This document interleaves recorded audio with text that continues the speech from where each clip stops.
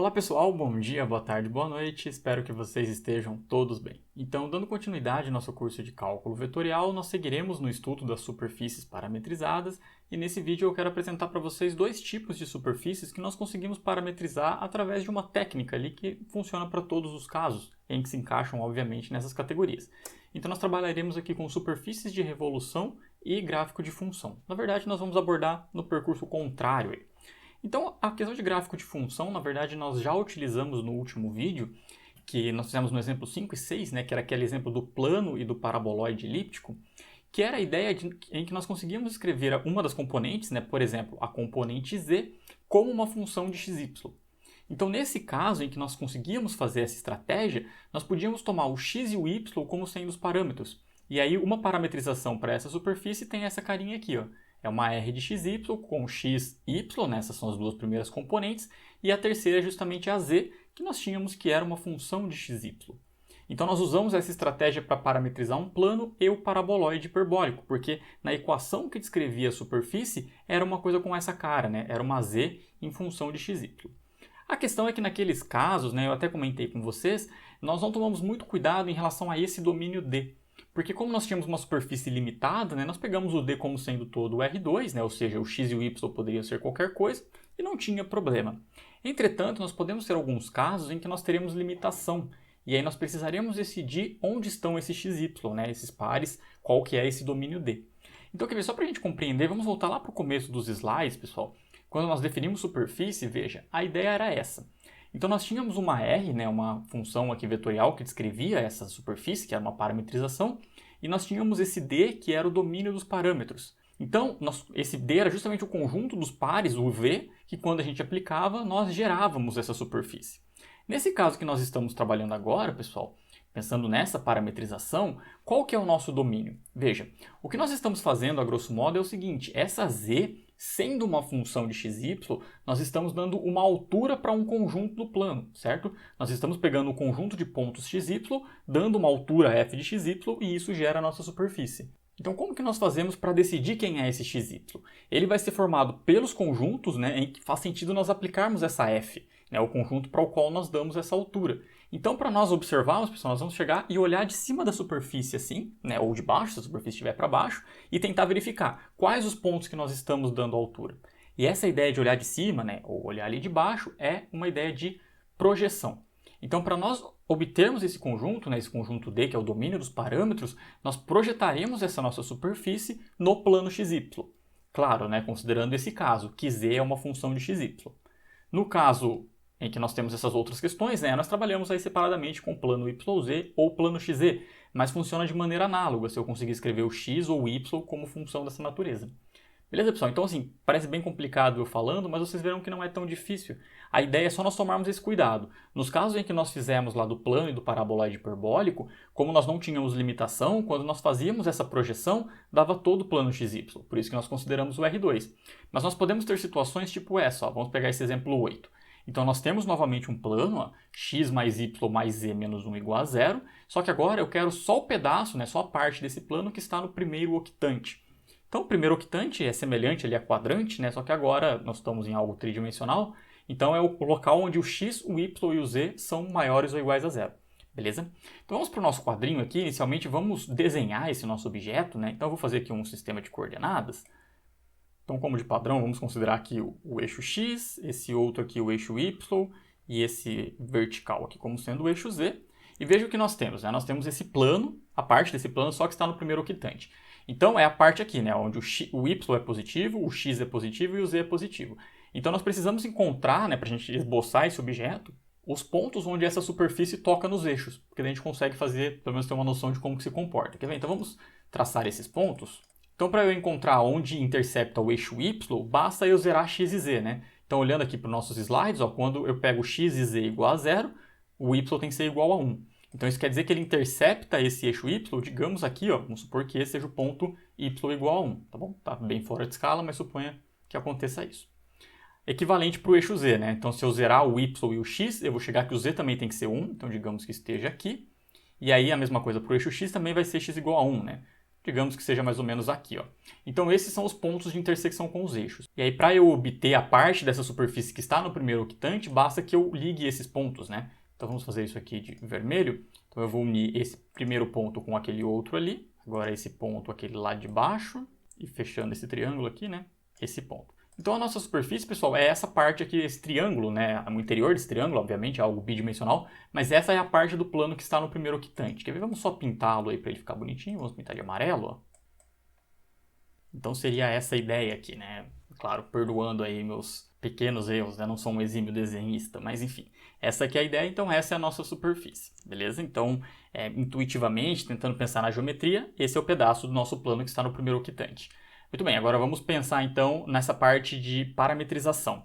Então, como é que nós fazemos para parametrizar esse objeto, né, pessoal? É usar aquela ideia de gráfico de função. Então, nós conseguimos qualquer uma das variáveis, né? Tanto isolar o z, quanto o y, quanto o x.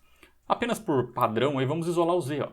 Então, quando eu isolo, veja, olhando para os slides aqui, eu vou passar todo mundo que não é z para o outro lado, então vai ficar 1 menos x menos y. Esse é o nosso z. Então, como é que nós podemos parametrizar esse objeto, né? Vamos escrever isso como um r. Vou até escrever em termos de xy mesmo, né? Igual nós escrevemos ali nos slides. Ó. Então, o r de xy vai ficar igual a x, y, e aí o nosso z, que conforme nós acabamos de ver, é 1 menos x menos y. Então, essa é a nossa parametrização. Só que note, pessoal, que assim como nós fizemos no vídeo anterior, essa parametrização é para todo o plano. Então agora nós precisamos fazer essa ideia de limitar o domínio, né, de limitar o x e o y, para sabermos qual que é, né, qual que é o conjunto que nós aplicamos essa R para descrever apenas esse pedaço do plano. Então, usando a noção que nós desenvolvemos agora, pessoal, o que nós faremos é projetar esse pedaço aí que está em amarelo no plano XY. Ó. Então, a ideia vai ser olhar de cima. Veja, olha de cima esse plano.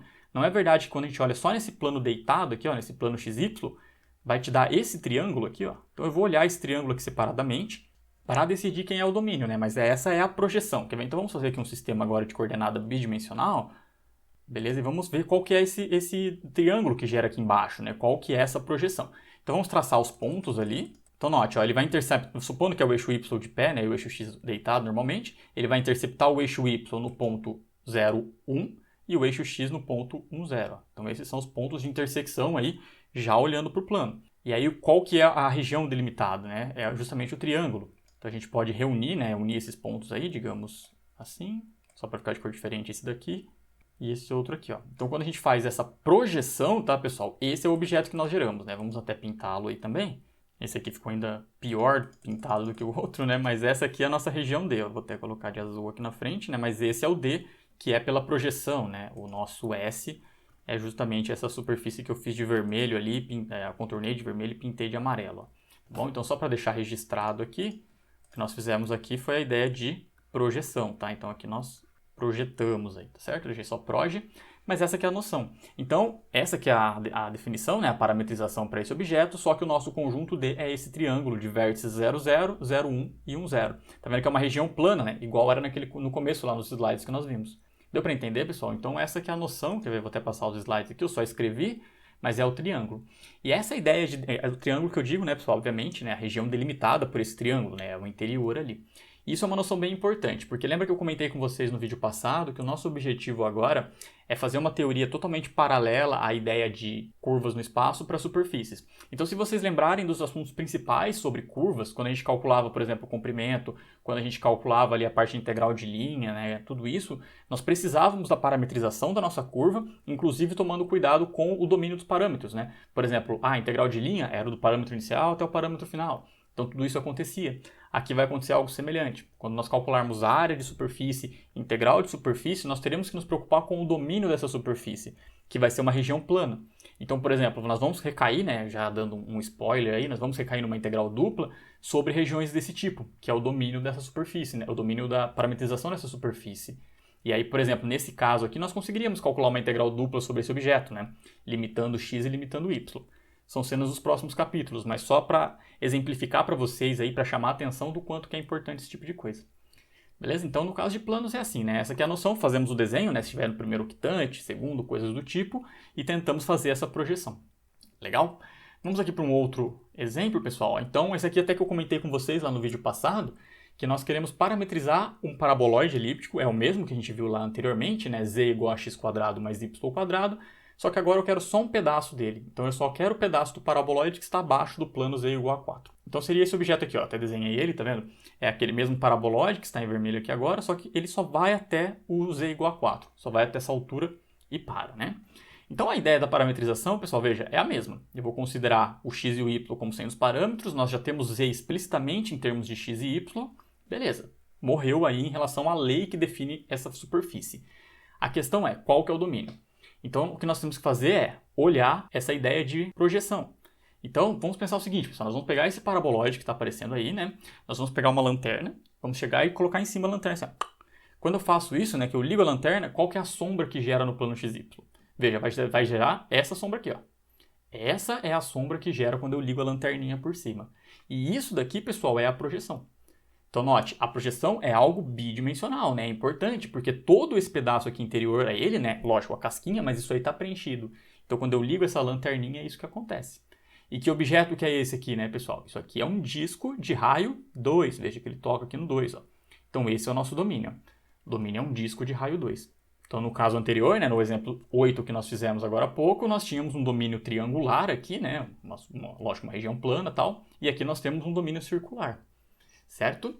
Bom, como é que a gente faz analiticamente? Eu não vou nem escrever tanto, né, pessoal, mas nós precisamos, eu decidi aqui, porque nós tínhamos esse desenho, que aliás ficou bem bonitinho, né, reconheçamos, mas nós tínhamos esse desenho e beleza, vimos ali que era um disco de raio 2. Mas como é que eu faço isso analiticamente, né, algebricamente?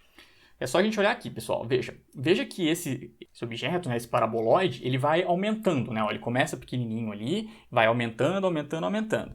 Então, o que nós precisamos saber é o raio máximo ali em cima, porque ó, esse é o raio que vai definir justamente o tamanho desse disco, né? Veja, se eu aumentasse ainda mais, o disco ali embaixo também ia aumentar. Então, é isso que eu preciso saber. Qual que é o tamanho desse círculo que está aqui em cima? E aí, para isso, nós usamos a informação que o nosso z é igual a 4. E quando eu faço z igual a 4, veja, vai ficar x² mais y² igual a 4. Isso daí gera o quê? Gera uma circunferência de raio 2 na altura z igual a 4. Então esse círculo que está aqui em cima, ó, que eu estou passando o mouse em cima, é justamente um círculo de raio 2 na altura z igual a 4. E quando eu projeto, né, pessoal, dá esse círculo aqui. Bom, como nós temos todo esse interior conforme nós conversamos, dá o disco. Deu para entender? Eu não vou escrever, né, pessoal? Mais para frente eu vou precisar trabalhar de novo com isso, aí eu chamo a atenção novamente. Mas é essa que é a ideia, tá? A gente faz essa ideia de projeção. Note uma coisa bem importante, pessoal, que é projeção. Eu não estou fazendo aquela ideia de curva de nível, né? Eu não estou pegando z igual a 0 e vendo como é que se comporta no plano xy. Não é isso. Se eu pegar z igual a 0 aqui, veja, vai ficar x² mais y² igual a 0, dá um ponto, dá o 0, 0, 0. Óbvio, né? A intersecção desse plano é o 0, 0, 0. Então é muito mais delicado, por isso que é a ideia da sombra, ó. Peguei lá a lanterninha, liguei ela e a gente vê a sombra que deu esse disco.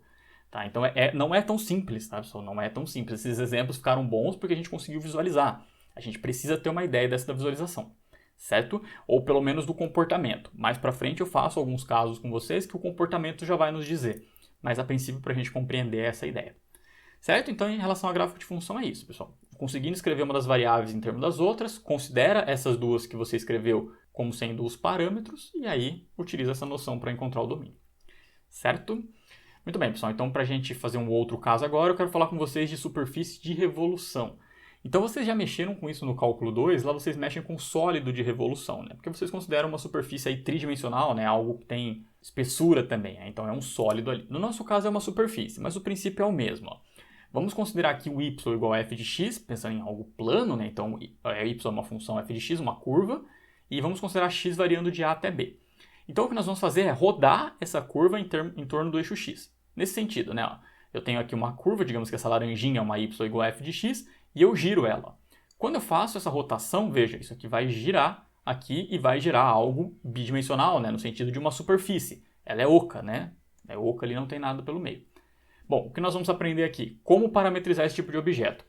Para cada y igual a f de x que nós tivermos, nós vamos ter uma parametrização que vai ser sempre padrão. Quer ver? Vamos aqui para um outro quadrinho. Ó. Também já vou puxar um sistema de coordenadas aqui para a gente interpretar esse objeto. Veja. Vamos considerar aqui ó, esse sistema.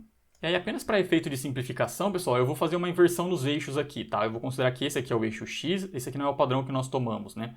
Aqui é o eixo y e aqui é o eixo z. A gente precisa tomar cuidado para fazer esse tipo de coisa, tá, pessoal? Que tem que seguir aquela ideia da regra da mão direita, né? Eu não posso só trocar os eixos de qualquer maneira. Eu preciso fazer uma rotação, né? Então, sei lá, se é x, y, z, eu preciso rodar isso de maneira tranquila aí, né? Não vamos nos preocupar com isso agora, mas só chamando a atenção que quando vocês forem esboçar, não pode fazer isso de maneira desgovernada, né? Precisa tomar um pouquinho de cuidado. Mas tudo bem, é só para simplificar aqui, para ficar mais fácil para a gente enxergar, ó. E vamos supor que nós temos uma y igual a f de x, igual está ali no quadrinho, então vamos pensar só na função, né? Só nesse plano xy aqui, digamos que ela tenha esse formato, né? Seja alguma coisa assim, ó. Beleza? Então essa aqui é a nossa função.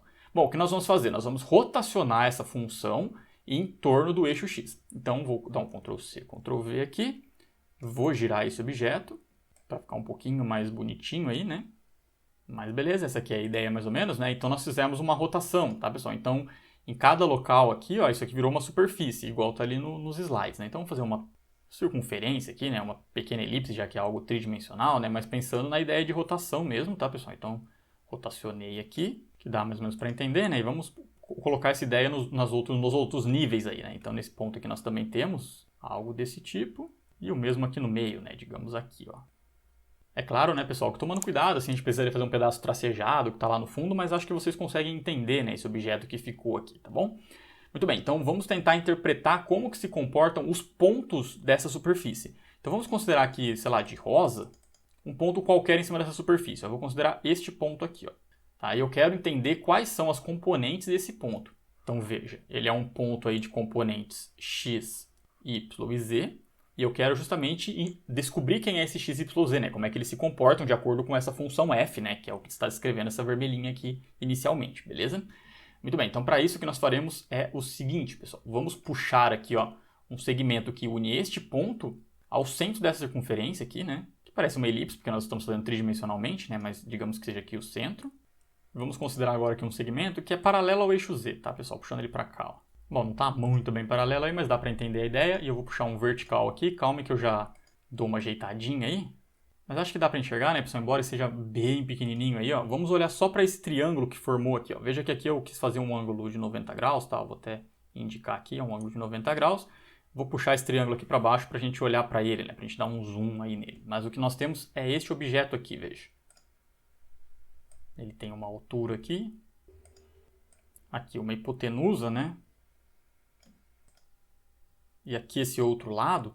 Então essa aqui é a ideia, deixa eu só fazer aqui as informações, né? Nós temos aqui novamente aquele ângulo reto. Tá bom, pessoal? Então aqui eu fiz uma cópia daquele triângulo ali, né? Só para a gente conseguir interpretá-lo. Então o que nós vamos fazer é o seguinte, vamos pensar que esse ângulo aqui, ó, é justamente o ângulo de rotação. Note, ó, eu vou escrever nesse triângulo para ficar mais espaçado, mas vamos olhar aqui para esse triângulo.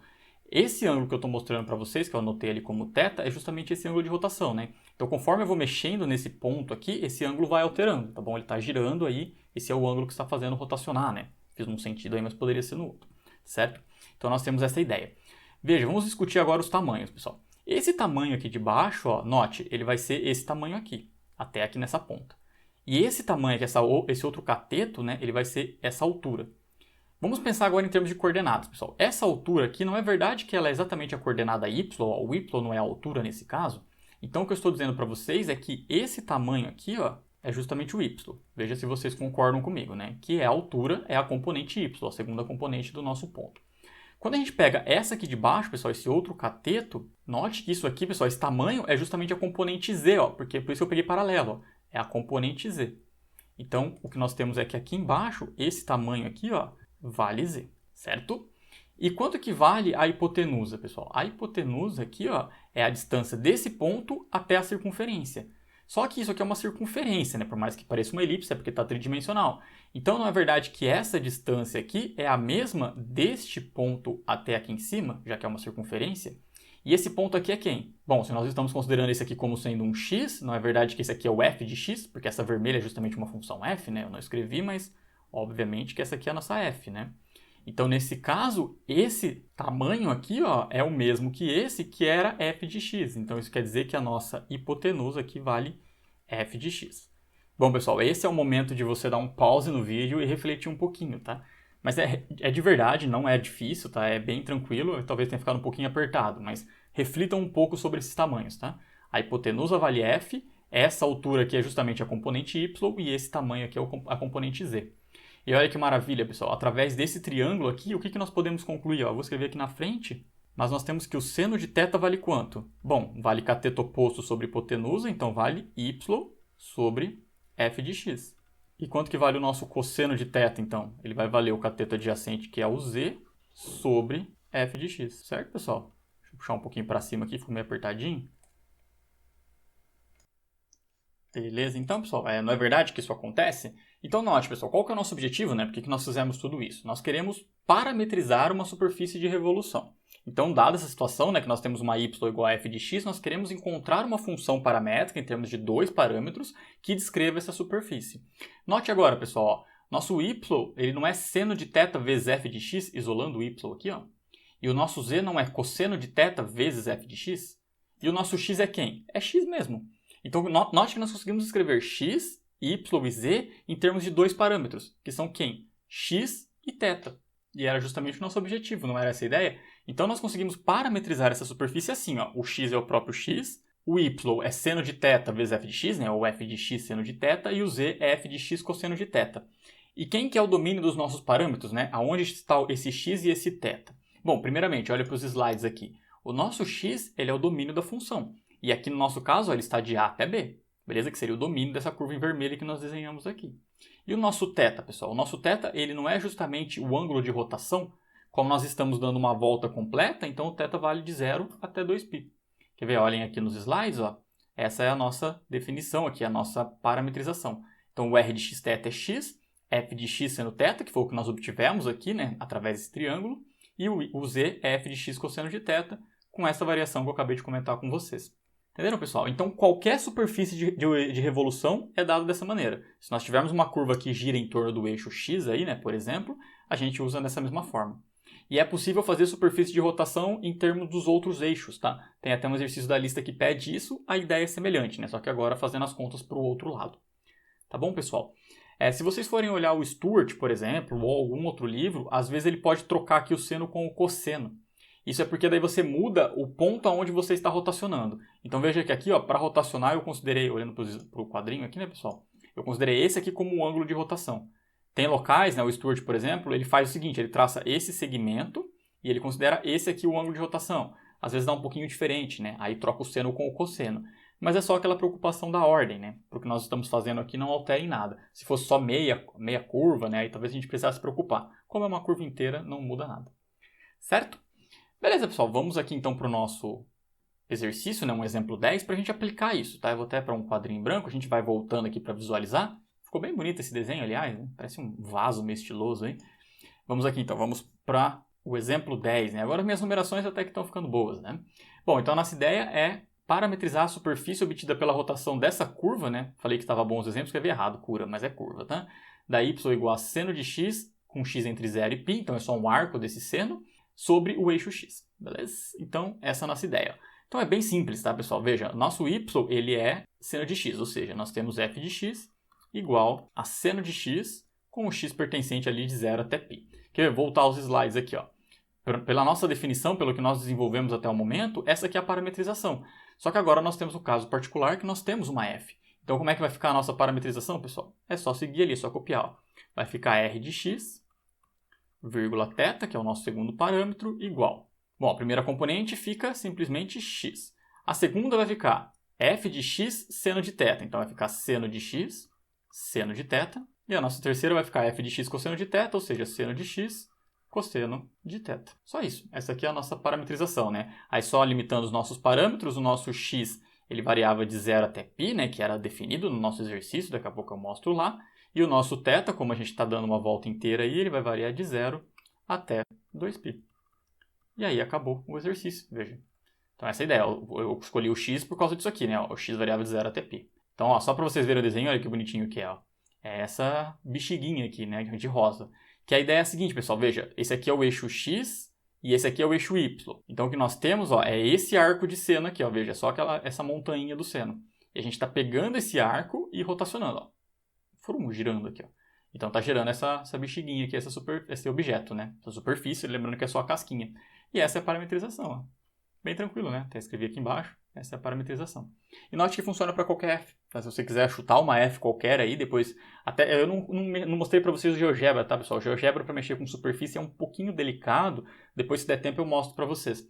Mas se vocês quiserem colocar qualquer função f de x aqui e fazer essa parametrização com a f aqui no lugar dessa seno, você vai fazer essa rotação, né? Você vai girar essa superfície de rotação, de revolução aí, que fica bonitinho, né? Essa é a ideia. Certo, pessoal? Muito bem, então, era isso que eu queria comentar com vocês, essa parte de parametrização. E aí, no próximo vídeo, a gente já começa a explorar algumas propriedades sobre elas, né? Então, começaremos ali com a ideia de plano tangente, né? Curvas na grade para gerar os planos tangente. Posteriormente, a gente vai para áreas integrais de superfície. Em tudo isso, nós precisaremos das parametrizações. Por isso que eu resolvi fazer esses 2 vídeos, ensinando vocês a trabalhar com esses objetos, para que depois a gente se sinta mais à vontade aí e tire tudo de letra. Tá certo? Bom, pessoal, agradeço a atenção de vocês. Depois, por favor, voltem com um pouquinho mais de calma. Admirem esse desenho que ficou bonito. Vejam se eu não errei nenhuma conta, está fazendo tudo sentido aqui. E a gente conversa na próxima. Valeu, pessoal. Abraço.